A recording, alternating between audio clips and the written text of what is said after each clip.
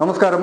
ലോകം ഭീതിയോടെ നോക്കി നിൽക്കുന്ന ഒരു കാഴ്ചയിലേക്കാണ് നാം ഇന്ന് വിരൽ ചൂണ്ടുന്നത്. സമാധാനത്തിന്റെ വെള്ളരിപ്രാവുകളെ പറത്തേണ്ട അമേരിക്ക ഇന്ന് ലോകത്തിനു മുന്നിൽ ഒരു യുദ്ധക്കൊതിയനായി മാറിയിരിക്കുകയാണ്. ഇറാനെതിരെ അമേരിക്ക നടത്തുന്ന ഈ ആക്രമണങ്ങൾ കേവലം ഒരു സൈനിക നീക്കമല്ല, മറിച്ച് സാമ്രാജ്യത്വത്തിന്റെ അഹങ്കാരമാണ്. ട്രംപിന്റെ നേതൃത്വത്തിലുള്ള അമേരിക്കൻ ഭരണകൂടം ലോകത്തെ മറ്റൊരു വലിയ ദുരന്തത്തിലേക്ക് തള്ളിവിടുകയാണോ? നമുക്ക് പരിശോധിക്കാം. ഒരു കാരണവുമില്ലാതെ രാജ്യങ്ങളെ തകർക്കുക, നേതാക്കളെ വധിക്കുക എന്നതൊക്കെ തങ്ങളുടെ വിനോദമായാണ് ഇവർ കാണുന്നത്. ഇറാൻ എന്ന പരമാധികാര രാജ്യത്തിനു മേൽ ആധിപത്യം സ്ഥാപിക്കാൻ അമേരിക്ക കാട്ടുന്ന ഈ വെപ്രാളം ലോകത്തെ സമാധാനകാംക്ഷികളെ ഞെട്ടിക്കുന്നതാണ്.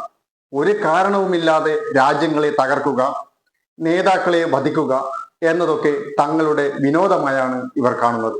ഇറാന്റെ പരമോന്നത നേതാവിനെതിരെയും സാധാരണ ജനങ്ങൾക്കെതിരെയും നടത്തുന്ന ഈ ക്രൂരതകൾക്ക് ആര് മറുപടി പറയും? സാമ്രാജ്യത്വ ശക്തികൾക്ക് ആയുധം വിൽക്കാനും സമ്പത്ത് കവർന്നെടുക്കാനുമുള്ള ഒരു മൈതാനമായി പശ്ചിമേഷ്യ മാറുമ്പോൾ അവിടെ പൊലിയുന്നത് പാവപ്പെട്ട മനുഷ്യരുടെ ജീവനാണ്. അമേരിക്കൻ പ്രസിഡന്റിന്റെ ഈ രോഗാതുരമായ യുദ്ധക്കൊതിക്ക് ലോകം വലിയ വില നൽകേണ്ടി വരും. ഈ വിഷയത്തിൽ ഇടതുപക്ഷത്തിന്റെ നിലപാട് അങ്ങേയറ്റം വ്യക്തവും ധീരവുമാണ്. അമേരിക്കൻ സാമ്രാജ്യത്വത്തിനു മുന്നിൽ ഇന്ത്യ മുട്ടിലിഴയുന്നത് കണ്ടു നിൽക്കാൻ കഴിയില്ലെന്ന് മുഖ്യമന്ത്രി പിണറായി വിജയൻ നേരത്തെ തന്നെ വ്യക്തമാക്കിയിട്ടുണ്ട്.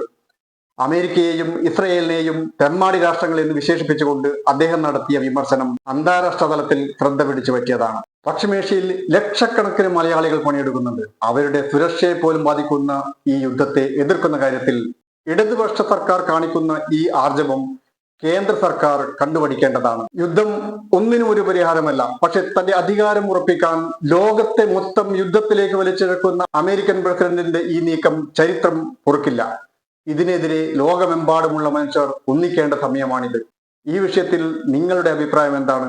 കമന്റ് ബോക്സിൽ രേഖപ്പെടുത്തുക, ഷെയർ ചെയ്യുക.